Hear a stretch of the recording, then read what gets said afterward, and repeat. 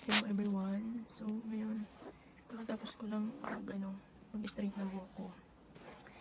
So ang buhok ko kasi guys is kulot siya. Nagmana ako sa mama ko. And kaya talagang pinagtsatsagaan ko siyang unatin. Kasi ayoko ng kulot. Kasi ikaw ba naman maitim ka tapos kulot ka pa. So ang labas mo yan. So yan. So magbablog-vlog ako ngayon kung paano magkilay guys.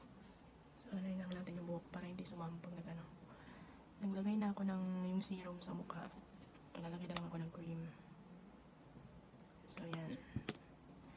Kasi ganito yung ganap guys.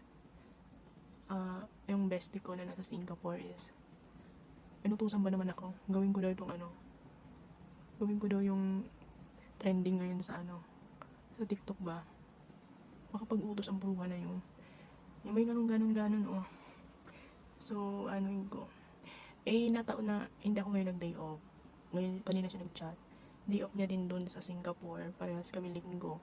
Hindi ako nag-day off kasi nag-OT nga ako. Yun. Kaya so pag hindi nag-day off, lotion ka, wala akong kilay, yan. Walang sayos.